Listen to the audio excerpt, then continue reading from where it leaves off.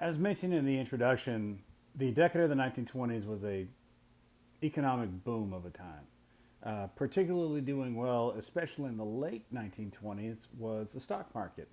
Stocks had performed exceptionally well in 1928 and 1929, so much to the point of where some people thought that it was inflated or, gosh, it's never going to end. This is the best economic time that we can hope for. This is awesome.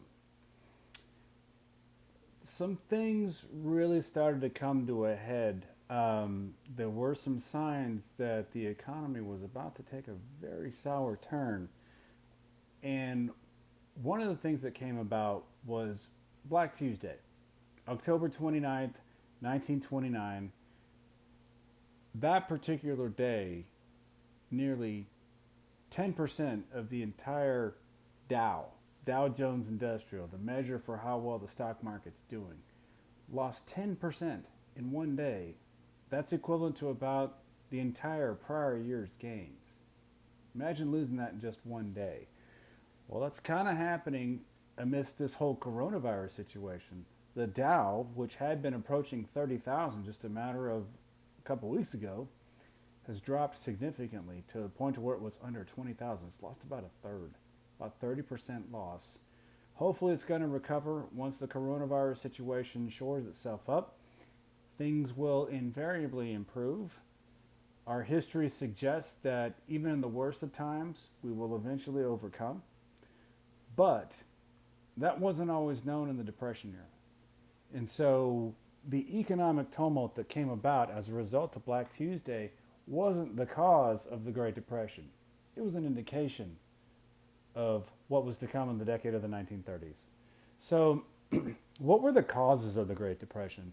A number of different people go back and forth about the various different things that caused the Great Depression. Sometimes it's along political ideology, anything along those lines. But one thing that pretty much everybody agrees upon was five most significant factors, beginning with the lack of industrial and economic diversity in the decade of the 1920s.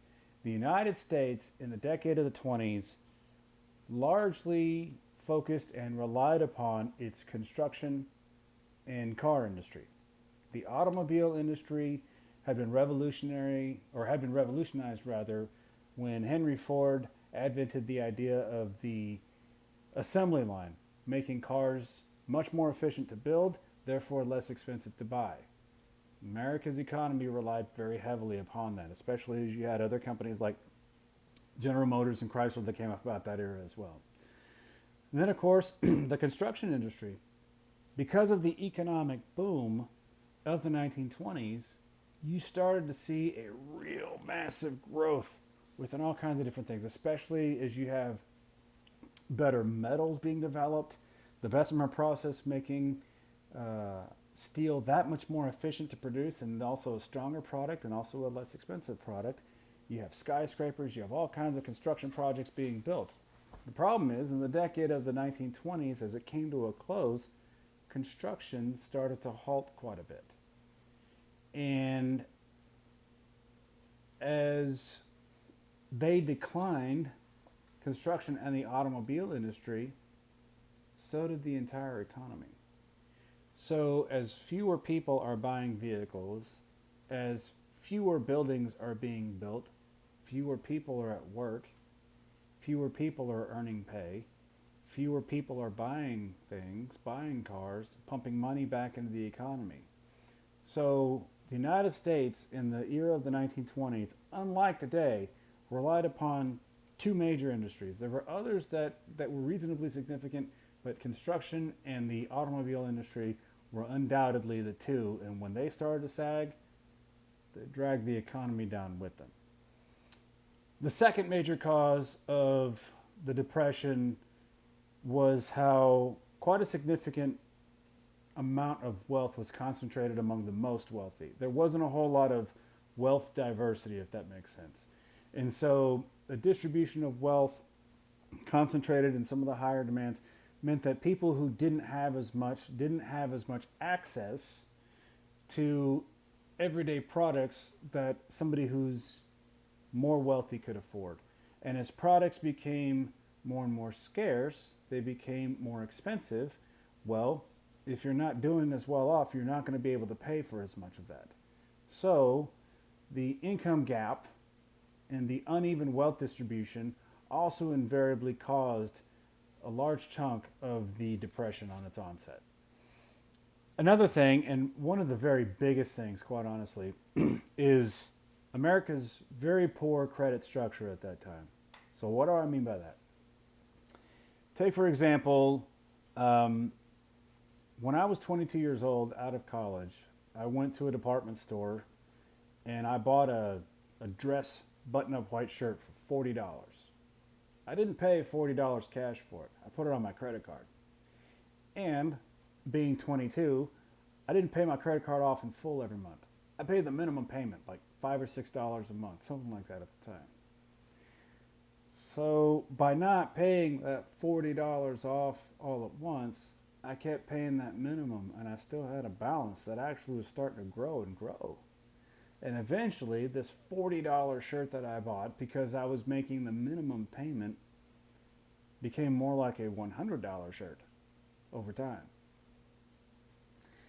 That was something that was going on in the decade of the 1920s as banks would lend indiscriminately to consumers, to businesses, without any real structure, without any real oversight in mind. There wasn't any underwriting boundaries that were significant, and so anybody who wanted money could get money.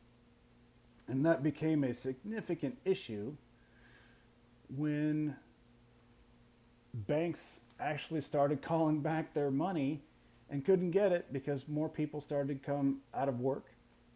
They struggled with income. They were defaulting on their loans, defaulting on credit. That was something that really struggled at the time. Banks, who at the time had lent recklessly, now couldn't collect on it. Now you have banks that start to fail because so many of their loans are defaulting, and banks would close overnight. That becomes a really significant issue when credit tightens. People who actually need credit can't get it because it's been overextended. So banks struggle, the everyday consumer struggles, and invariably other things struggle and topple down as well.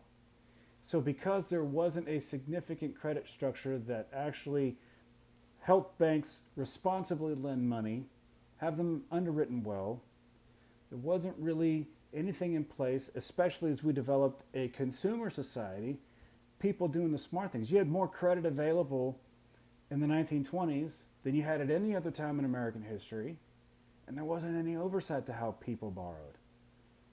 That caused a massive struggle. And then, of course, elsewhere around the world, you have the tumult going on in the aftermath of World War I in Europe itself. One of the reasons why European nations like France and Great Britain wanted to so heavily punish Austria and Germany after the war and make them pay reparations was because countries like the UK and France were in debt themselves. They didn't want to commit to themselves to any other financial issues. They both had issues, and they wanted to make somebody else pay for it. And they often borrowed from American government, or American banks rather, to pay off some of their debt. And that would also become revolving when they would take out loans to pay off prior debt, which were loans. So you're robbing Peter to pay Paul and just recycling debt over and over. And when America put on some tariffs on European goods to protect American economy, that made things that much harder for Europeans to do business in America, which cut into their profits, which cut into their opportunity to pay off some of the loans to American banks. So it's kind of a double-edged sword there. So the European economy really started to struggle at that time. And because of that disconnect with Europe, that invariably hurt American goods, which hurt the American economy as well as the European economy. And then, of course, the last aspect as well, and I touched up on this, was the debt structure of Europe itself. The recycling debt extended, and it really raised a lot of eyebrows for people in Germany, and we'll touch up on this later on in various other discussions. The debt that emerged for these various different countries had also not really seen any boundaries, and how they revolved in and around each other really added to more of a global crisis. How it affected the United States? Well, American banks weren't couping on their loans. And so more and more banks would default because Europe wasn't paying. So that's a massive struggle. Those are the biggest reasons and causes of the Great Depression. So starting in the United States, things getting really bad, extending globally into the decade of the 1930s.